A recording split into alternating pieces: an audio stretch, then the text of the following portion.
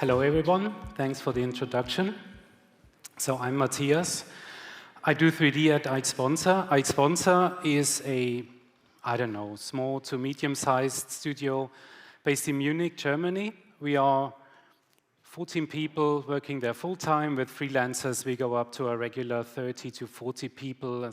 That's the kind of level we'd like to keep as well, because it's a good size for us, enabling us to work on bigger projects, but also being small enough to keep management sort of on a personal level and not drift off into a kind of corporate structure, if you know what I mean. The work that we do is a quite varied body of work. We are doing your typical TV commercials. If you want to find out where to get the cheapest bottle of Coke for only €1.20, buy it now because it's cheap. €1.20 bottle of Coke only at Villa or wherever. That's what we do. That's basically our core work, TV commercials. We also create work for trade show backgrounds. The big car companies being based in Munich, BMW and Audi, obviously is a close call for us. We created a few renderings, animations that they put on their huge 80 by 12 meter LED screens on trade shows. That is something that wasn't doing so well during the past 2 years or so, because trade shows, you know the drill. So we were quite lucky that we didn't focus on any topic too much. We're quite varied, as I said. We are working for feature films, not the big Hollywood blockbusters, because for that we are too small. But for German feature films, we create small effects here and there, opening titles for films and also streaming series. We do product visualizations. We don't do ArchViz, only because we haven't been asked to. If someone wants us to do ArchViz, we're open to that as well. We have that broad body of work, and as I'm not a guy who's avoiding the mainstream, I'd like to stick to the mainstream, and the mainstream for every presentation is that the third slide is the demo reel. So here's our demo reel work that we created from 2020 and before. There's a gap for the past 2 years because no one couldn't be bothered to update our reel. So I'm sorry, here's a show reel 2020. That's what I do during my working days.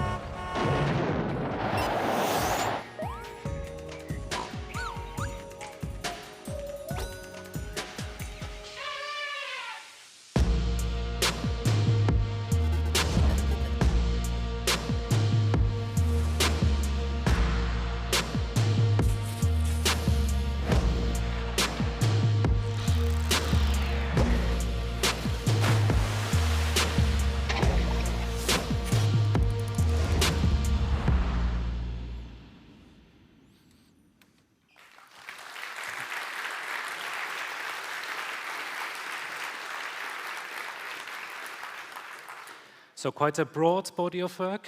One of the reasons why I enjoy working at Aixsponza so much, because we get to do a lot of different things for different clients, ranging from Nike trainers exploding in particles with dark, moody rim lights, all the way to cartoony characters for Capri Sun. So that's really nice for me to work in that wide range of 3D animation and 3D design, looking back at all those awesome presentations I witnessed today and also yesterday, I think I need to put a disclaimer here because unfortunately there is no animated meme GIFs in my presentation. I'm very sorry for that, and that is truly my mistake, and I immediately regretted that decision. So I'm sorry, I'm the bit disappointment here.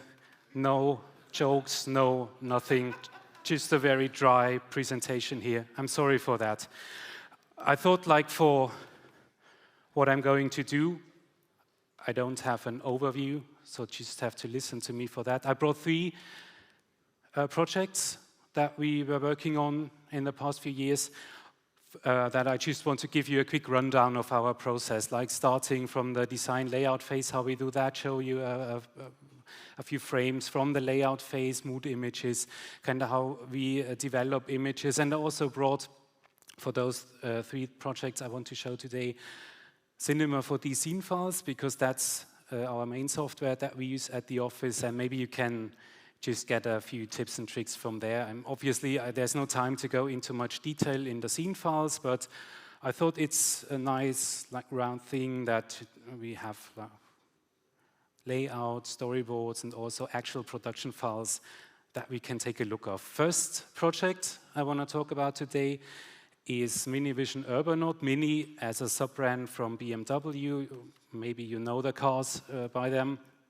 And the Vision Urbanaut is a concept car, a vision vehicle as they call it. And we've been booked to create social media release animations for them because BMW figured out that social media is kind of that new thing that they want to be part of as well. So we need animations for that, and they need to be looping because marketing says everything on social media is looping. So we do looping animations. For example, this one. That's the head of design for BMW Mini.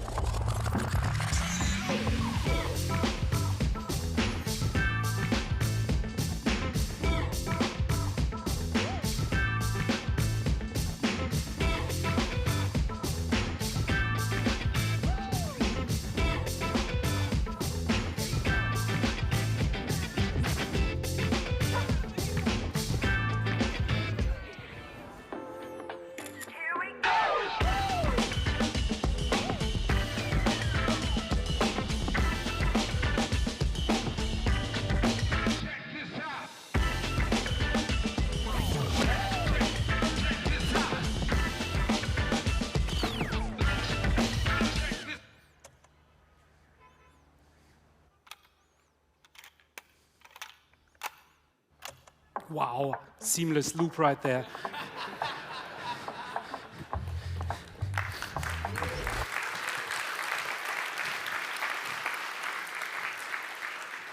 We spent hours and hours getting that to loop. I need to be more serious. This is recorded and maybe BMW watches this. I'm sorry, client.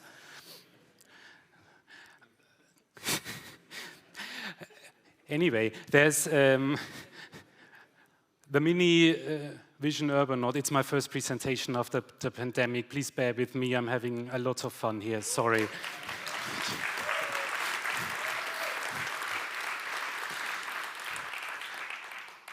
Mini Vision Urbanaut is a self-driving vehicle. It doesn't need any drivers. It just, you tell it where you want to go and it takes you there.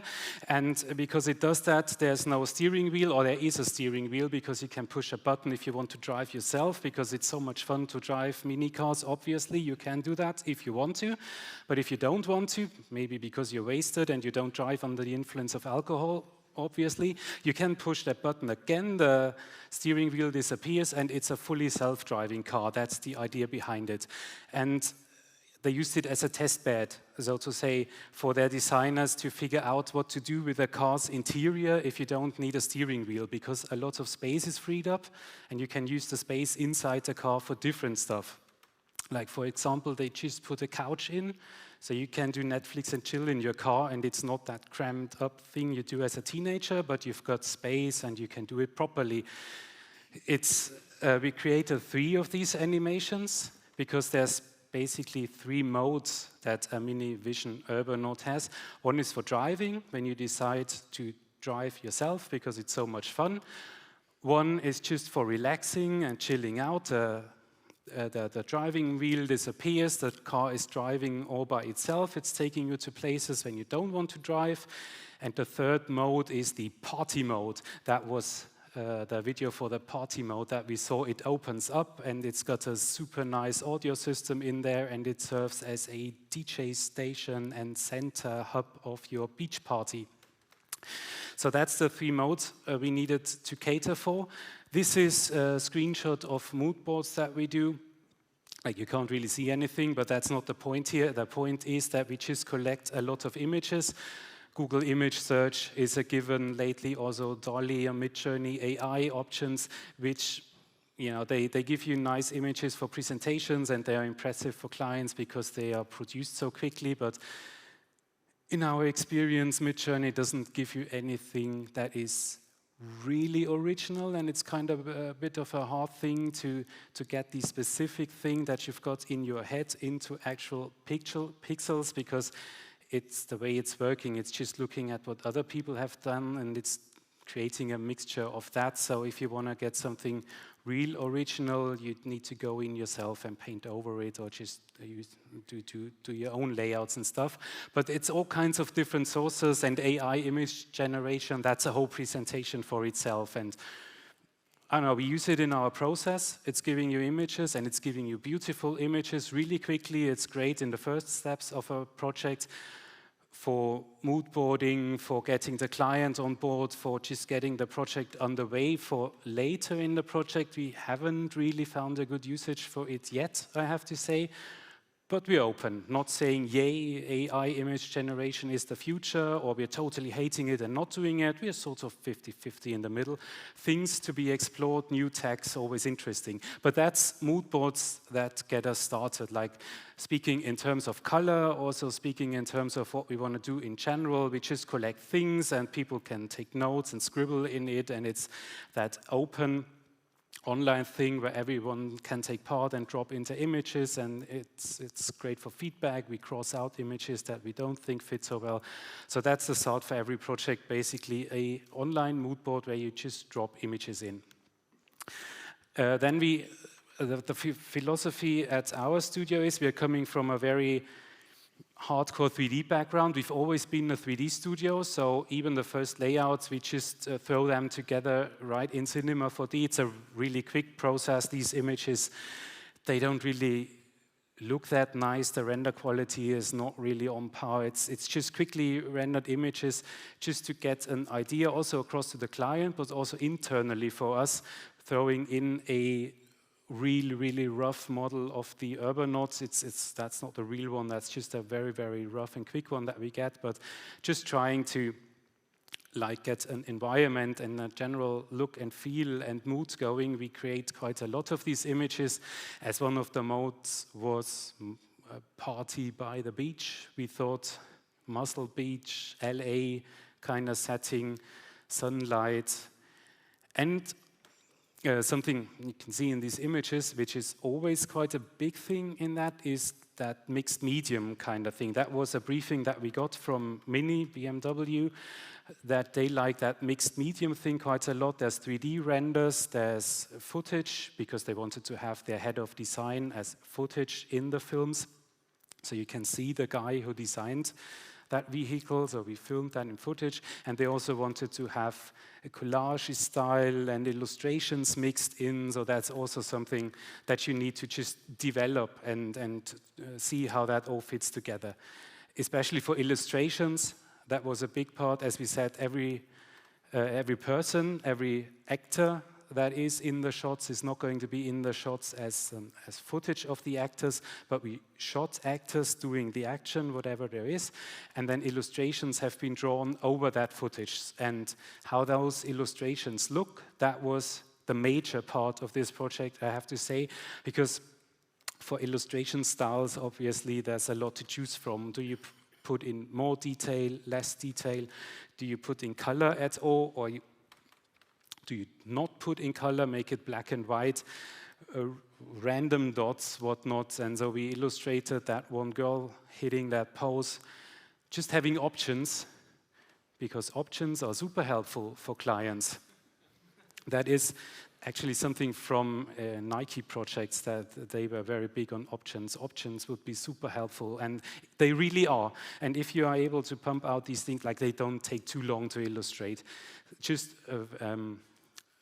iterating through the styles, bringing the client on board so they get exactly what they want. It was rather quickly, it was clear that the illustrations won't have any color, because that made them stand out better in front of a colorful background. And then it was only about how many details are put in to the persons and also into the props. So that's illustrations. And also trying out putting the illustrations into our actual 3D scene. So they take on the lighting, they cast shadows. Nice thing, because they are integrated into the shot. They are not overlaid, but they actually cast shadow into our scene. That was received very well. So seeing these images here of just that girl casting a shadow into the scene, which is just a gray floor. But anyway, you can see shadows are working nicely to just ground the illustrations in the scene. Another idea is to do paste ups, like not having the illustrations float in a scene, but thinking more in terms of how illustrations work in a street art reality. They are always put on walls, so maybe we can also put them on walls and have imperfect walls with all those wrinkles and stuff. Was discarded because it's quite limiting. You can't have that roller skater girl driving through your environment. If she always needs to be on a wall, it would make the whole animation very flat and 2D-like, because you're just filming off that wall. So this is something we didn't follow, even though the leftmost one, I like that quite a lot. It's got a very nice style, but not for this project. Colors is something that need to be developed in a color mood board. That's the 3 modes here, like driving, more yellowish, the evening party mode of the vehicle to be more set in a blue reddish environment, and the chill out zone in the urban jungle. That was a description that we got for the 3rd mode, is obviously based in an urban jungle, so the colors are greenish, jungle-like. Things you need to also just check with the client, so that's fine. And there's a lot of planning going in, because it was working for bigger corporations. I made the experience that there are a lot of people who are signing off on stuff, and it's not that very immediate and fluent workflow somehow, because they need to follow their corporate rules, and there's not one guy who's saying, okay, that's cool, we just do that. They just need to pass it through so many feedback loops, and that's why there's a lot of planning in terms of layout and style that goes into this. Also planning for the shots. This is how we planned for the shoot of the roller skater girl. Now this again looks rather stupid, and character animators will say that's not really animated in a great way, and they are right. But this is just there so the real roller skater girl knows what she needs to do at the shoot, and the camera guy needs to know what to do with his camera. So that's a rough blocking of the shot, of one of the shots that we did. Shooting looked like this. Always shoot in slow motion, because it just gives you more frames, and more is more. So why not take home all those frames? We didn't use her in slow motion, but that's the roller skater girl filmed on a parking lot close to our studio, and she was roller skating and smiling. She's so happy. And she skated for much too long. Why do we do that blocking? No one knows, if you don't keep to it at the shoots. But that's how shoots work. No one keeps to anything. They just improvise and do whatever they want.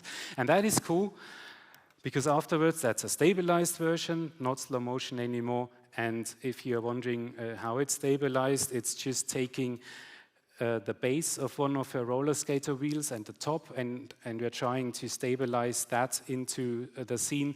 So when you are illustrating, you're drawing the illustratings over her, you've got a constant level at the base of the illustration, so you can actually put her in the scene and she's not like the illustration is not wobbling up and down. As we wanted to have her cast shadows in the scene, that was important because if she was like going up and down in the frame, the shadow would lose contact and it would be a nightmare to put her in the scene. So stabilizing, and you can see that little jump right here. That's because she was skating for too long. We told her to do just 2 moves and then go off to the side, but she did 3, I think. So that was just edited together. It doesn't matter that the footage is jumping here because there's an illustrator drawing over it anyway, so he can smooth out that transition, and that is fine. Bringing her into the scene, placing the footage on cards, working rather nicely. We only used 1 take and just mirrored the other girls that are driving to the other side. So we only need to illustrate and stabilize and do everything just once and just use a mirrored version for the girls driving off to the left. And then we gave that, the stabilized footage, to an illustrator, and he was drawing every second frame because on-twos is usually enough for 2D animation. It's also adding to the look and feel quite a bit if it's not so fluent and it's not 25 frames a second, but only 12 frames a second. It's giving you that nice 2D drawn, animated 2D look. And that's actually drawn on an iPad. That's not a filter or anything. We had an illustrator drawing every frame, and he was drawing in layers. You can see that her black jacket is disappearing, and here it's not there at all. Here's no black fill. With black fill, that was all on layers because we had 4 times the skater girl, so we could just enable and disable illustration layers to get variations in the 4 girls as well. So they're not looking all the same and copied. And in terms of scene files, Lord have mercy with my 2018 MacBook. If it's crashing, I'll tell a few jokes. Here's the scene, and well, things to take away from that. If we look at the object manager, well, first let's look at the viewport. The viewport, you can see that animated textures are not cached. I should have done before I started the talk. But anyway, it's not really fluent playback. But still, we can like navigate around a bit. No, we can't. Yeah, we can. The footage, the illustrated footage of the girl has been placed on planes, animated and baked, as you can see by the many keyframes that are there. We usually bake every animation there is because we render on our internal in-house farm, and it's just more stable for network rendering if everything is baked, and especially if you have things like vibrate tags and plane effectors doing delays and jiggle and all kind of technical setup stuff that might screw up on the farm. We just bake things. An animated plane is probably not prone to screwing up, but that's just muscle memory, baking everything before we send it off to our render farm. So that's why there's so many keyframes, but the footage is placed in the scene on planes because we wanted it to cast shadows, we wanted it to be affected by the scene lighting, so we just rendered it with it. That's another thing. We are typically not rendering in a lot of layers. Usually we try to render 1 image, pump out a few masks here and there, crypto mats if it's available in the renderer for color correction later on, but we don't even render using things like reflection passes, diffuse passes and that kind of stuff. Typically our workflow is to just do a beauty render, a few masks for it, and then we do color correction and comping, and we don't do proper multipass comping that much because usually with modern render engines the beauty pass looks great anyway. And if it's not looking great, I'll be going to the artist producing it and I'll shout at him and say, make it look great. Right, the world. We are in Object Manager. Just a quick thing, like we try to keep everything orderly. We try to name things. I'm doing lectures at a university in Munich as well, doing an introduction to Cinema 4D, and that's also something I tell to the students there. Please name your objects. It's one hell of a thing giving a scene to another artist when you're working in teams and you've got cube, and then you've got cube 0.1, cube 0.2, and cube 0.200. That is just getting on everyone's nerves. No one knows what's going on, so we try to name things, we try to put stuff in null objects, like all the lighting is put in that light object, it's made invisible because I don't need to see the lights here, and we like to, that's a thing dating back to the early 2000s, I think there's better ways now, but we just create that null object with a lot of dashes and or hashtag signs or whatever, just as separators in the scene, like there's the light up here, then as a separator object, this is all the cam. I don't know if you can even read that. Yeah, you can. That's all the cam work. That's another separator. Like this null object isn't doing anything than structuring your object manager. If you want to do that or not, it's nice to open a scene and know what's going on and don't have to look for stuff. Car, another thing I might just open up and show real quick. We created a custom car rig. There's an it's sort of the same as the inbuilt car rig of Cinema. It's just that we've been using it like forever, and it's espresso based, and it's just production proven, so we keep using it, even though the inbuilt car rig of Cinema 4D, which comes with the character object, if you haven't used it before, that's great too. And it's sort of working the same way. There's a setup tag here where you enter a drive spline, so the car is driving along a spline, and then you've got a few like settings you have to like how far are the wheels of the car that you want to drive apart and things like that. And then there's a tab called Animate, and it's got loads of sliders. Oops. Oops. And it's got loads of sliders. Let me pull that up. No? Yes? Thank you.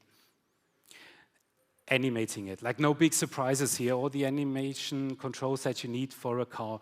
It's just that we'd like to keep it separate. There's null objects that are driven by the car, and in the null objects there's the actual geometry. That's another thing. If you can do that in your program, keeping like rig and geometry separate, that's a cool thing to have. Like the rig is driving null objects, it's not driving the actual wheel. If the rig is spinning the wheel, it's actually spinning a parent null object and not the geometry wheel. We keep that separated just because the wheel shading, for example, might not be finished when the animation starts already. So if animation and rigging is separate from your geometry, it's easier to update stuff. For example, when shading's got any updates. It's even easier if you use XREFs. We didn't do that here. And one thing I also like to show is that the scene is built on that tiny planet kind of thing, like it's all rounded and sitting on the top of a sphere. But if we check the animation and pull that back and forth, you can see that the cars are not actually driving, they are sitting still in place, and that's because we thought it's easier in that tiny planet thing, and especially for that shot, if you just have the car sitting still, the camera is also sort of sitting still, only doing a slight move back, and only the environment is moving, because this way we can build the environment in a flat fashion. There's a set meaning like the environment, the surrounding set. There's a wrap deformer. If we disable that, you can see that the environment is built just on a plane, a flat plane, palm trees, everything, and the wrap deformer. In the very end, it's just wrapping the landscape, and as the landscape is animating, that is super nice because the car animation doesn't need to take place on the curved surface. Keep things simple. That would also be a thing to take away here. If you can build flat things, that's easier than building rounded things. If you animate on a flat surface, that's easier than animating on a rounded surface. So if you find a way, like with this bend deformer here, just try to avoid doing crazy complex things, make it easy, and then fake it into place later on. A very quick look into that scene file of this project. Next one, I need to hurry up a bit because time is always an issue. BMW, again, same bigger brand cooperation, but this time Concept i4. This actually was done before the Mini Vision Urbanaut, and this was the first time that BMW focused on social media when they were releasing a concept car, because back in the old days, concept cars were always released on trade shows, and you know, those don't happen anymore, so they focused on social media, and we did a few animations of the Concept i4. Is one of the first bigger electric vehicles that BMW does. So they wanted to show an overview of the construction process, and they also wanted to show an overview of the really advanced environment recognition software that the Concept i4 is doing. So this is the construction process. A look into the factory.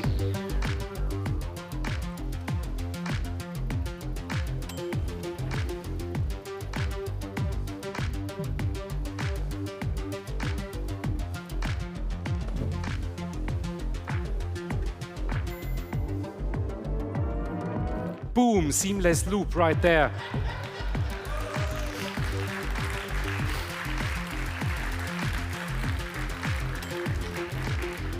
That was even harder to do than the other one.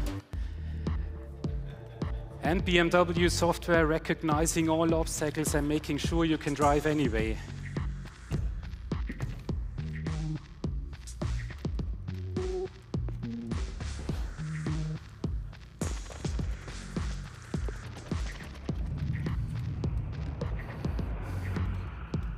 Wait for it. Boom! Looping. Wow.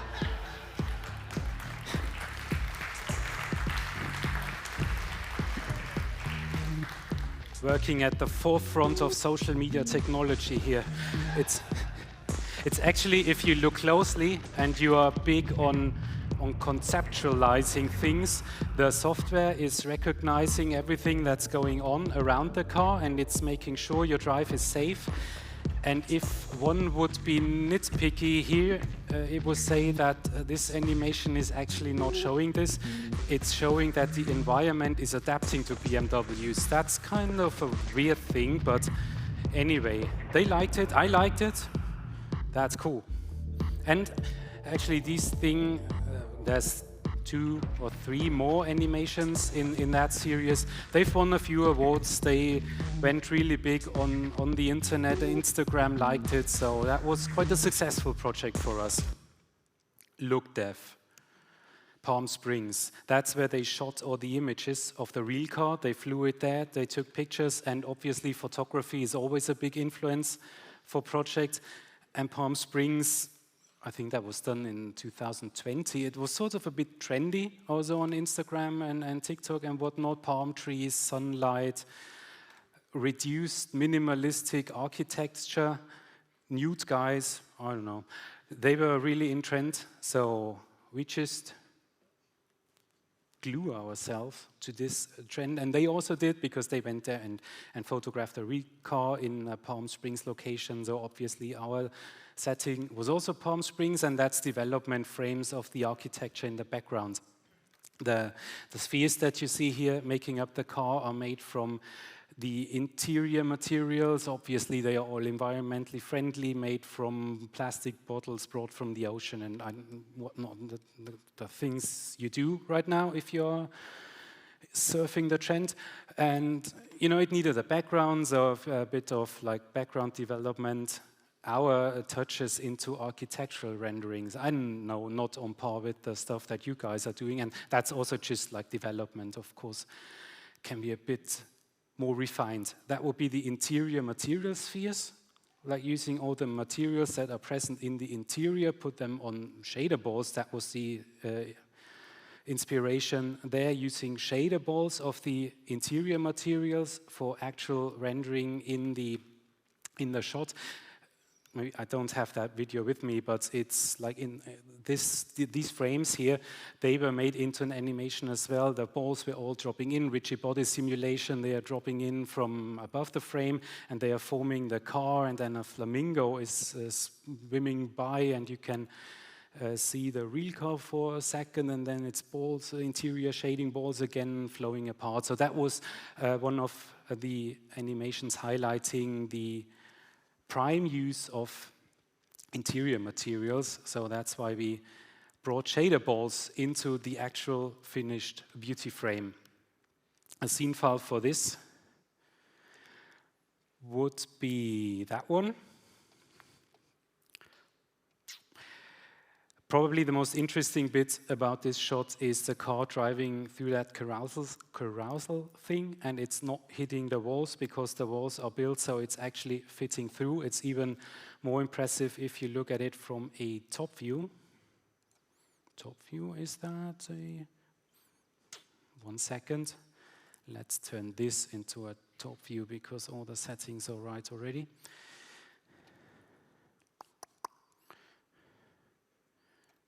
Kind of hard to tell.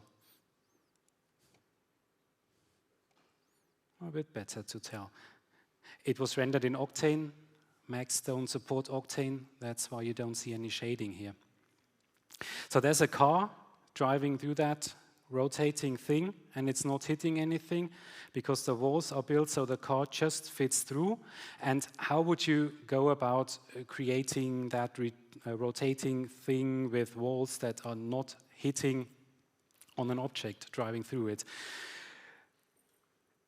If you have problems like this, what I like to do is go into a new and empty scene and try it in a very, very simplified environment. Just try to boil the problem down to very, very simple ingredients, not having a 2 million polygons car driving through and doing research and development on that. This is how an R&D scene looks when I do it. It's very, very simplified, but it's quick to work with, so that's cool. If we switch on lines as well, so many polygons. You can see that if I hit play here, there's a cube, that's our car obviously, and there's a disk that's spinning. Can also be seen by checking the coordinates. Right here, the disk is animated in rotation. Well, okay, that makes it clear if you look at the axis. It's rotating, the cube car is moving through it, and the task is to create like geometry that is just leaving the path of the car that is driving through that clear, so it doesn't hit anything. And the way to do this is using vertex maps, because you need a guide of where the car is driving and where it's not driving, so you can turn that into geometry later. And getting that guide where the car is driving is using a vertex map. Vertex map can be found at other tags because it's, I don't know, it just sits there, it doesn't have a category of its own. It's maybe not use the filter. Other tags, vertex map, boom, you've got a vertex map, it's all red.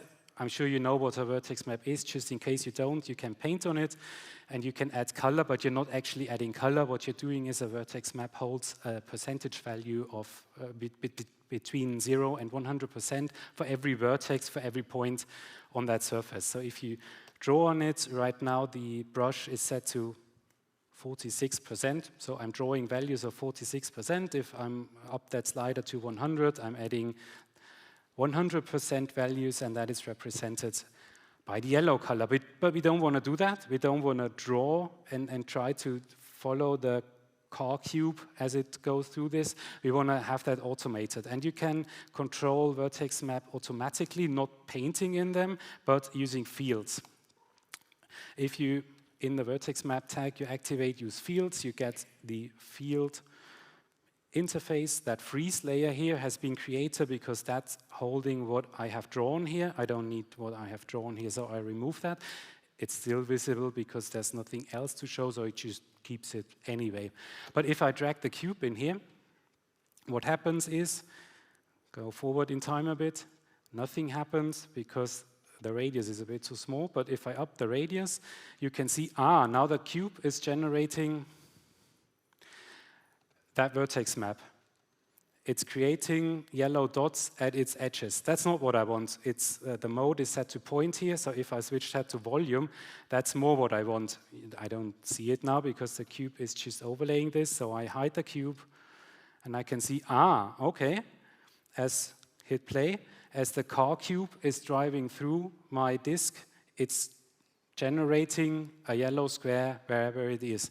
Now, I don't want that really, it's kind of cool, but what I want is, I want the drawing that the cube is doing on my rotating sphere to just stick, to not disappear, to not be updated every frame, but I want it to act pretty much like a brush drawing yellow onto red. And I can do that by just telling it to keep all the values that have been drawn. And there's a function in here, it's not really intuitive that much, it's called decay. If you add decay, what it's doing is, if I hit play, it's keeping the brush stroke of the cube car into the vertex map, and it's decaying it by 50% every frame. So that's why it's decaying, it's fading out. That's something I don't want. I want it to keep it 100%. I want it to decay 0% every frame. So I up the slider to 100%, and now this is happening. The car cube is driving through, it's leaving a trace, and that's my guide where to create geometry. You can use that in a displacer, for example, if you invert it, so not the car track is yellow, but it's just inverted. You could use it in a displacer and push the outer walls up. It will give you very jagged edges here, not a perfect round curve. That's a bit of a problem. No matter how much you subdivide that thing, it will never be a perfect curve. So what I did is I just drew a spline manually, top view, drawing a spline. It's a good guide, and this is how I got the outline of the car driving through that rotating thing, creating walls that the car doesn't hit. Abusing or using the vertex tag with field control.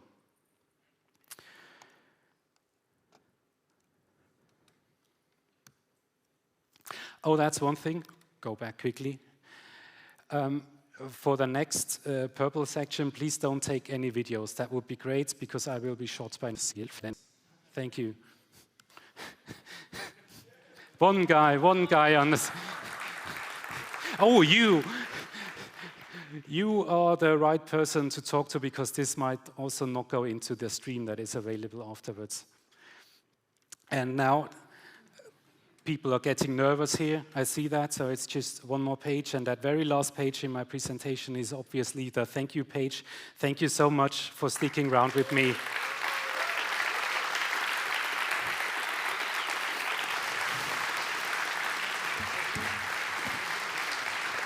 All right. I love you people. All right. So, before we wrap this up, I would like to know if there is anybody from the crowd that has any question. It says so. What are your questions? One question. Sorry, minimum I'm repeating one myself. question.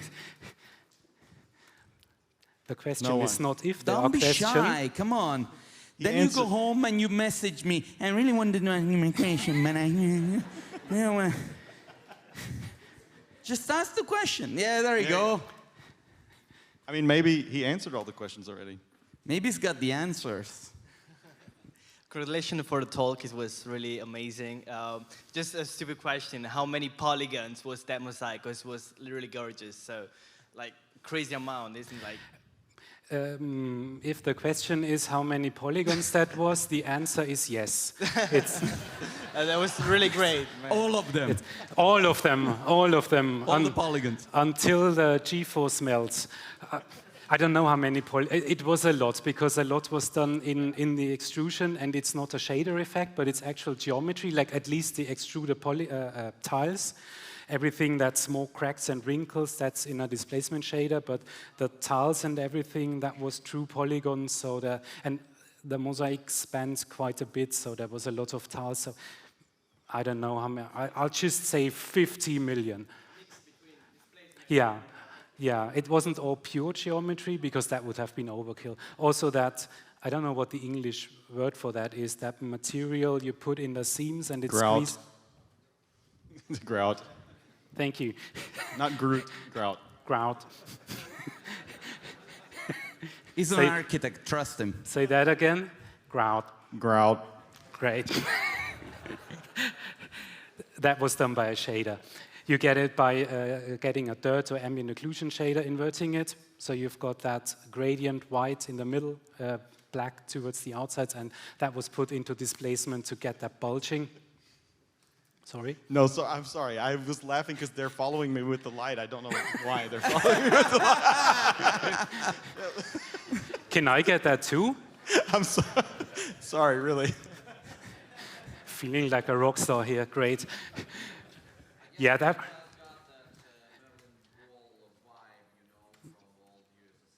Yeah. Yeah, that's right. I don't want to leave the country. I'll stay here. Don't shoot me, please. Yeah, that was that material. The ground was shader based, but all the tiles, they were actual geometry. So that was quite a lot of polygons. But yeah, towards the outside, where it was clear that it wasn't really seen that much, of course, we dialed down the detail on the final rendering. So it was manageable. It wasn't a nightmare to render. It was all good. All right, thanks. I think that's good. I appreciate it, Matthias. I was going to come up and say something. Enough questions. So let's give him a round of applause. Thanks. Thank you.